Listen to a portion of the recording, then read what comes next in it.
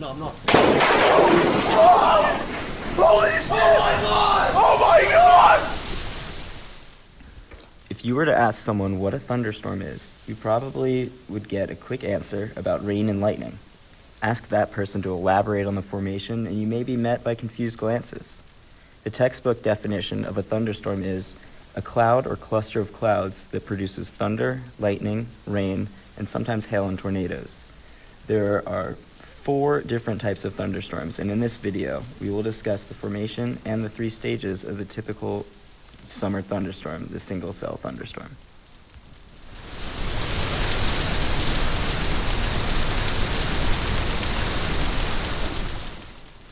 Important developmental factors for a thunderstorm include the environment's temperature, moisture, and the wind speed and direction from the ground up to the tropopause.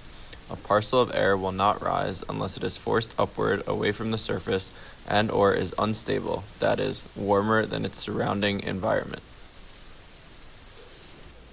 The change in environmental wind speed and direction from the ground up, known as vertical wind shear, is an important factor that affects thunderstorms. Small amounts of vertical wind shear lead to grand but shorter-lived thunderstorms. An easy way to remember this is, the more vertical wind shear, the more severe the thunderstorm. Another factor for the development of a thunderstorm is its lifting mechanisms. Such mechanisms include surface heating, fronts, and dryline. The most common mechanism is surface heating by the sun. Fronts and dryline are boundaries separating different air masses. For example, cold fronts provide lifts for thunderstorms by driving up the warm, moist air. Low-level jet streams and inversions are the final factors that affect the growth and development of thunderstorms. Specifically, in the U.S., a low-level jet stream of air often develops over the Great Plains in the spring and summertime. This low-level jet supplies moisture and energy to the thunderstorms after the sun goes down. In addition, inversions usually prevent surface air from rising.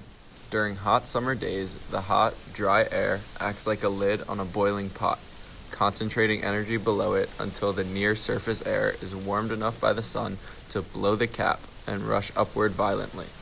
This can lead to rapidly developing severe weather. There are 3 stages to a single-cell thunderstorm. It begins with the cumulus stage, where fair weather cumulus clouds start to develop and vertical motion by updrafts start to occur. After this, the thunderstorm goes into a mature stage, where strong rising motion is occurring.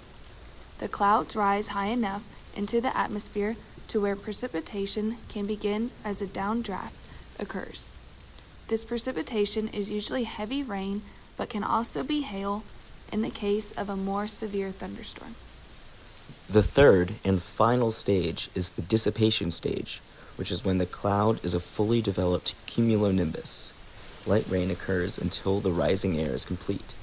Once the rising motion is fully completed, precipitation stops and the clouds are overcome by downdraft, and they break and dissipate.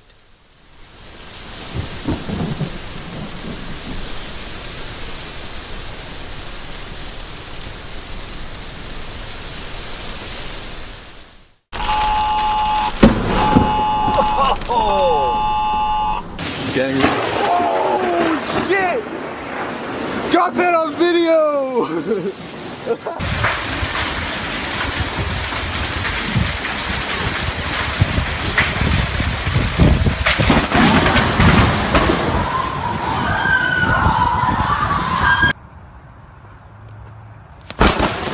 Oh my god! Are you kidding me? Oh!